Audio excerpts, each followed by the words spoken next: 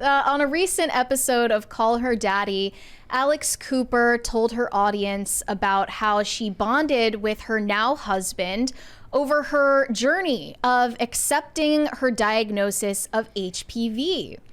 She said, "I think I was scared to vocalize one of my biggest fears, which was the possibility that this mistake I made years ago was going to impact my fertility." She said, in an attempt to improve her relationship with the man who gave her HPV, she decided to get physical with him, only to find out weeks later that she had gotten HPV from him. Now, she kept the details about that. Like, what does she mean by improve her relationship? What she means by that is, I wanted this guy to like me, so I slept with him. Which is unfortunately something that a lot of women think is effective. It's not. Is it not effective? That doesn't work. So Alex Cooper kept the details of what happened during that time to herself. But now, meeting her soon-to-be husband, Matt Kaplan, who happens to be a very rich and famous film producer himself, she had to disclose the fact that she had contracted HPV to her now husband. I suppose we can see the upside of this is that she didn't keep it a secret like the people talking about, you know. Okay, but how far were they into their relationship before this came up? Yeah, like that's what you got. Was this the first date? Did she wait till after they had sex? What? Like, I need to know. Yeah. She said, "At this point, Matt and I were starting to get serious when we were dating, and for the first time, it just sucked because I could really envision a future with this man. I think I was scared to vocalize one of my biggest fears, which is that this mistake I made years ago was going to impact my fertility. Matt was the first person I had dated that made me realize I even wanted to have kids. It wasn't until a doctor recommended she undergo LEEP, a loop electrical excision procedure, which can remove abnormal tissue from the cervix, that she shared what happened to him." So she got cured of it first? I don't think it's considered a cure. Probably already sleeping together. If they were starting to get serious, that means they had already slept together probably. So this is, like, I need to know first, is it transmissible, or is what we're talking about here, it wasn't about worrying about giving it to him, it was worried about what the ramifications for her own fertility would be with this disease she already had. And she wasn't worried about giving it to him, she was worried about him leaving her because of it. Can she give it to him? Yes. Okay. I don't know. That's how it's spread. It's an STD. Okay. I'm saying, like, does it have to be during an outbreak? I don't know what the rules are for this. It's not like herpes. Okay. Well, you can't hide it for very long. I'm Jesse Ventura here. I'm just asking questions. Okay? She said, "I knew I was going to have to be honest about it, and I told him everything, and he couldn't have been more loving and understanding and supportive." So after she got that procedure, she got test results revealing that she was HPV negative. She said, "I've had conversations with him like, what if I still have it? And I'll say, you know, you have the right partner, ladies, when they don't give an F, and they're just there to support you and love you, and it doesn't matter." Matt was so loving and was like, "I already know you're the love of my life. I want to marry you one day. I'm here. We're going to figure this out." And it made me feel so much better in the waiting process, knowing that he didn't think less of me. So they tied the knot in April, in this giant wedding bash in Mexico with a feature in Vogue.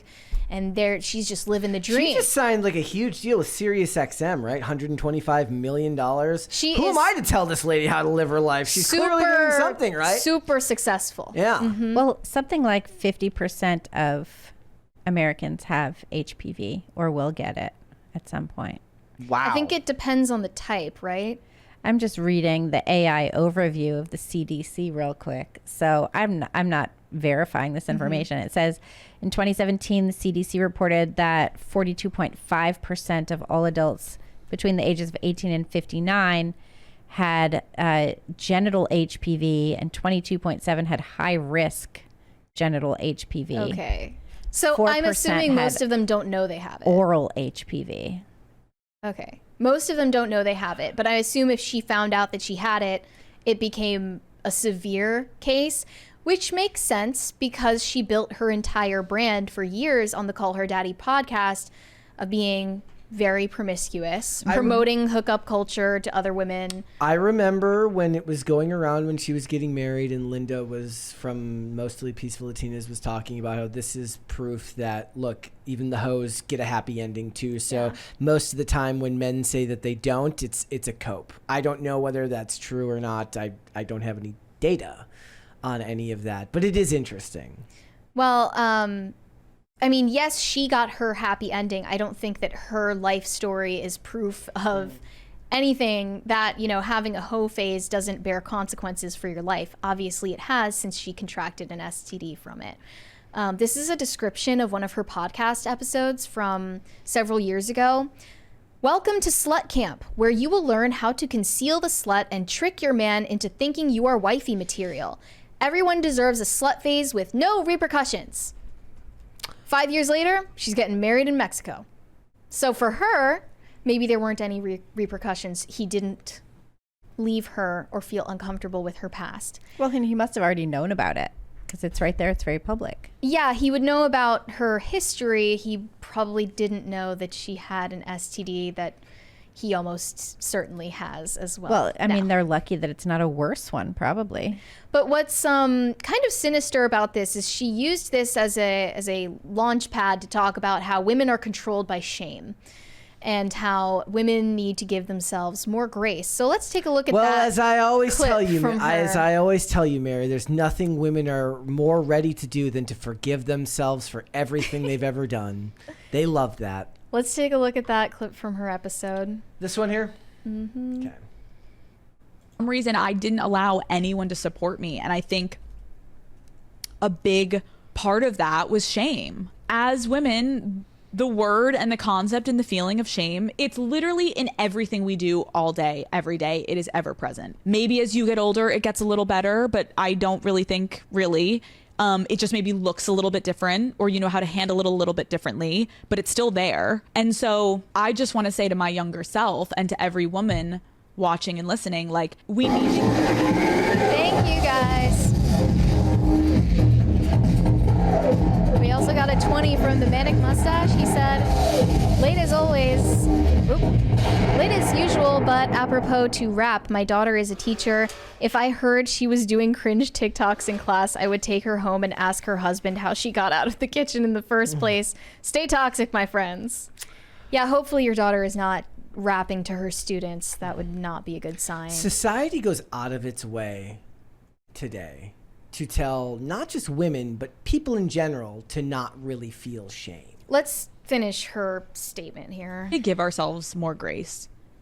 There was no reason for me to sit for years and beat myself up. I was having a goddamn near panic attack every time I went to the gyno for years. I was storing so much fucking stress in my body. And like, yes, while I was like anxious about the HPV, when I look back, more of the anxiety was really coming from the shame I felt of sleeping with this person. Like the shame of maybe I did deserve this. Trust me, that went through my head. You felt so uncomfortable. Why did you sleep with him? This is your fault. You should have known better. Of course, a random guy is going to give you a fucking STD, Alex. Like, it makes me so sad that like my head went there. But we do get so down on ourselves as women, especially when it involves anything sexual. So she heard that logical voice in her head and silenced it in record timing. Her logical voice was telling her, you know, you shouldn't have slept with that stranger who gave you an STD. That was a bad choice. But her reasoning for that she should not have done it is because she doesn't like the consequences, not because there's any moral reason why you shouldn't go around sleeping with strangers. Right. Radical ownership of your own mistakes and actions. That is not a popular sentiment. No, but and you shouldn't feel ashamed for owning your mistakes either. That's the point, like right? you use your mistakes to move forward and not mistake it. You know, go forth and sin no more. You would feel the shame initially, and then you work to change the behavior, right? You don't tell yourself, I didn't do anything wrong. You say, I made a mistake. I have to change my behavior going forward. So she went even further into this explanation, telling her audience what her thought process was in sleeping with this random guy who made her uncomfortable. And That's so weird. Why it's would you sleep with a truly- random guy that makes you uncomfortable that you don't even really like? Well, let's see if her explanation makes sense. Let's see. Just go home. And I still to this day can't fully articulate why I didn't leave, which sadly I think is so fucking relatable for women. Like, why didn't you leave? Like, you were uncomfortable. Like, what did you think was going to change? Like, why did you stay? Like, I think as backwards as it sounds, because of how uncomfortable and awkward it was with this person, I didn't know what to do other than stay and suck it up. Like, I didn't want to make the other person feel more uncomfortable, so I tried to like appease the situation and make it better, because staying and being miserable somehow felt easier than like pissing someone off and getting in this fight and like leaving and acknowledging how awkward it was. And since he wasn't saying anything, I was not going to say anything. And like, I don't know, maybe only women will understand that, but like it is confusing, and yet like it's not confusing at all. Like, I feel like we've all been there where we're like, I didn't really want to do that, or I wasn't really into it, but then like I didn't know how to get myself out of the situation, and I'm like in an apartment with these two men, and like he had already been being snappy. It was just it was awful. It was a bad situation. So that was her explanation. She felt uncomfortable with this guy she barely knew, wanted to appease him, so she decided to stay in this situation, which is uncomfortable at best, dangerous at worst. And she slept with him, and now she has to face lifelong consequences for it by contracting an STD from this guy. Which she apparently now doesn't have anymore. Well, I don't know how it works, like medically, if there is a cure for it, or if you just have it for life. But yeah, it clearly had long-term ramifications, not just, physically, but also mentally, because she was torturing herself over making this decision she shouldn't have made. And instead of just admitting to herself, like, this was a mistake, I made the wrong choice, and I'm going to do better going forward, she decided to justify it and say, like, all women go through this, and actually, it's not my fault. Like, sometimes it's your fault. Yeah. And it's very sad, because I think this is how most women think. We got a 20 from Pop Culture Junkie. Smart people learned from their mistakes. Brilliant people learn from other people's mistakes. Brilliant people learn from... you repeated the same thing. Yeah, I mean, I cannot relate to this on any level. When I listen to women explain these situations they've been in, I do not understand it, because I'm a highly disagreeable person. But the reason this is an experience that a lot of women relate on is because the vast majority of women are naturally very high in agreeability, and they are natural people pleasers. They naturally want to go along to get along and put a smile on their face. And that's just part of female nature. It's not instilled in us by the patriarchy. It's literally how we are born and evolved for thousands of years to behave. And now that we are living in a culture that encourages promiscuity, encourages sexual experimentation, and has completely devalued virtues like chastity, and no longer regards women as people that need extra protection, this is the recipe for endless heartbreak and endless regret and endless brokenness in so many people. And it really kills me inside that this is the norm. Well, it goes both ways though, right? Because if her explanation had been that she went there with these guys and she had been drinking too much and she felt uncomfortable and didn't know how to leave, then suddenly she's the victim and they took advantage of her or whatever it is. And it's more comfortable to think that. Right. And that's that's like the other side of it. It's like you say that we live in a culture that that doesn't respect chastity and encourages sexual promiscuity, and in fact makes it almost a moral virtue, right? This like sexual promiscuity thing.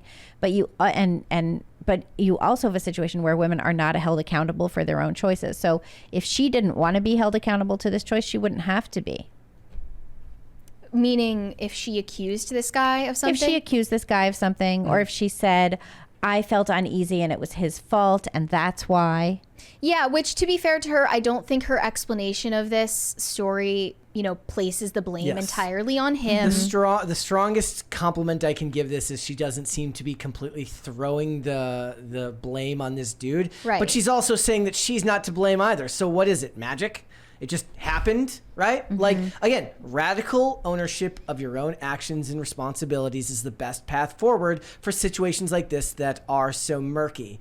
And I kind of abhor the idea that you promote the idea. Look, you and me are different. Like, I don't care if people want to go out and make a bunch of debaucherous decisions for themselves, but they make those decisions for themselves and own the consequences that come with them. So if you want to do this and you want to promote this ideology to people, you need to also promote the fact that there's going to be consequences that will be of your own making for your behavior. Not, it just happened, and I guess as a woman, I should do what we should always do, which is just, I need to forgive myself. I made a mistake and I shouldn't learn from that mistake. I should forgive myself and pretend like what I did wasn't bad anyways. I do have a problem with proclaiming the ideology of debauchery. Like, I don't think that that's a worthwhile undertaking. And I do have issue with people saying, I understand because I have this lifestyle, that means I think everyone should have it, when it is something that is, lacking in morality. Like, I understand that. Like, what people draw the lines differently. I don't have issues with people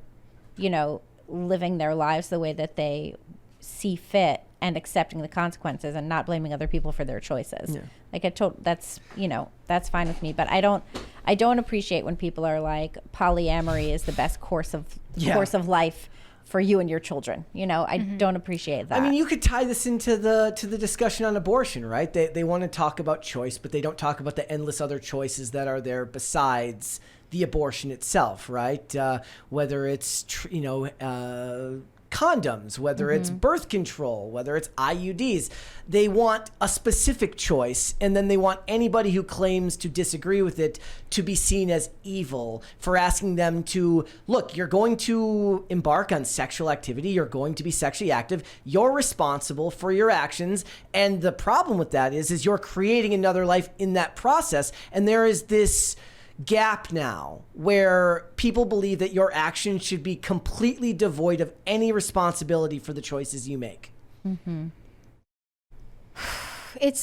We were talking about this a lot off air, and I think there are some things I can't say right now without getting it massively misconstrued and demeaning to women.